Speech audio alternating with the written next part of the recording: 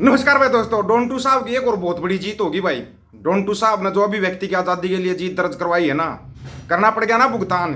भुगतान करना पड़ा। डोनाल्ड ट्रंप साहब ये आवाज़ को दबा रहे थे लेकिन नहीं दबा पाए। दूसरी तरफ कनाडा ने जोर का बोलते ना वो धीरे सी दे दिया, और इतना धीरे सी दिया कि तिलमिला के रह गए, कोई कुछ नहीं कर पाया। खुद जयशंकर साहब मिलने गए थे कनाडा के अंदर कि बेटा की जो ये चल रहा है रुक जाए, लेकिन नहीं रोक पाए। कनाडा ने वो घोषणा कर दी वो घोषणा। सबसे पहले तो आप सुनिए, डोनाल्ड ट्रंप साहब के इलेक्शन के टाइम पे ना इसने यूट्यूब ने आवाज़ दबाई थी डोनाल्ड साहब की है। वो तो वो जो एक्स था उसके ऊपर ज़्यादातर उसी पे चलता था, वो उसका था एलन मस्क का। अब ना यूट्यूब ने किया आत्मसमर्पण। अवैध प्रतिबंध के लिए राष्ट्रपति ट्रंप को $24.5 मिलियन का भुगतान किया है। 24.5 मिलियन। इस बड़ी जीत से साबित होता है कि बिग टेक सेंसरशिप के बुरे परिणाम होते हैं। हर छाया प्रतिबिंब देशभक्त न्याय का हकदार है। ट्रंप ने अभिव्यक्ति की स्वतंत्रता के लिए लड़ाई लड़ी और जीत हासिल की। बहुत बहुत मुबारक हो डोनाल्ड ट्रंप साहब को। और $24.5 मिलियन भी बड़े कमाल की बात है। ये क्या था? ये इसको बोलते जोर का झटका, बिल्कुल धीरे सी।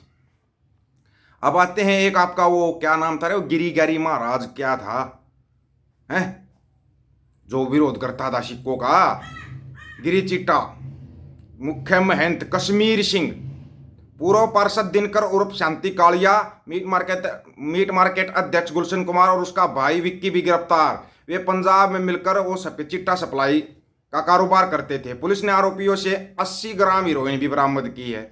ये जो सो कॉल्ड पंजाब के अंदर बैठे हुए हैं आगे लपेटे में।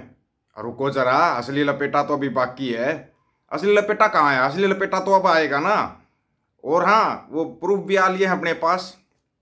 पहले सुनो, जयशंकर साहब अपने कनाडा गए, बड़ी अच्छी बात है भाई, सब जाते हैं। कोई किसी देश जाता, कोई विदेश मंत्री हैं तो विदेश में तो जाएंगे ही। पटरी पर लौट रहे भारत कनाडा के रिश्ते। जयशंकर ने की अनीता आनंद से मुलाकात। अच्छा, किन मुद्दों पे बात हुई भाई? जरूरी है ताकि आपको पता रहे, अपडेट रहना बहुत जरूरी होता है।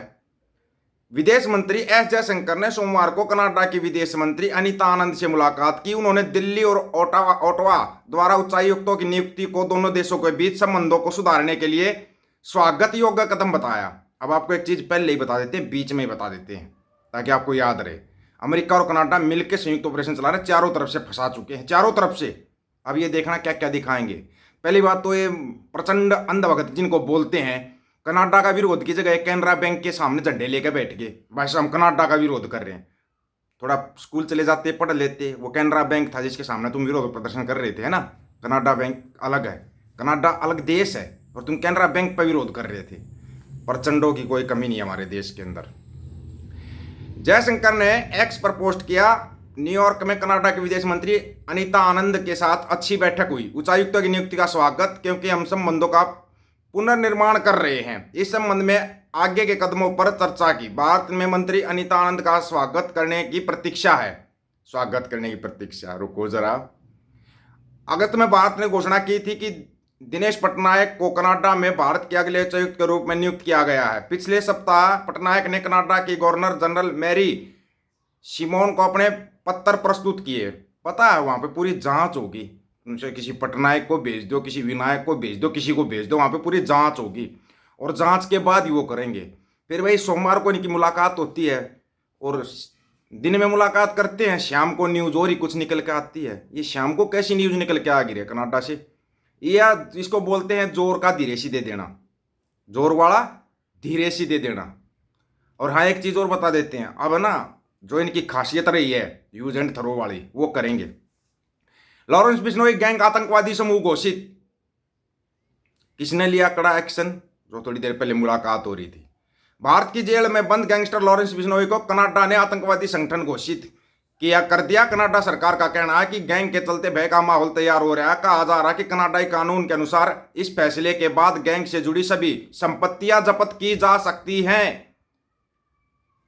रिपोर्ट के अनुसार कनाडा में मंत्री गैरी आनंद सांगरी ने कहा, बिश्नोई गैंग की तरफ से कुछ समुदायों को आतंक, हिंसा और धमकी के लिए निशाना बनाया जा रहा है।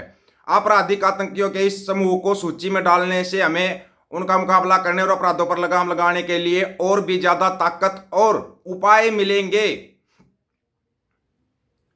कनाडा में किसी संगठन को आतंकवादी सूची में डाले जाने से संघीय सरकार को उसकी संपत्ति, वहन और धन को जब्त करने का अधिकार मिल जाता है।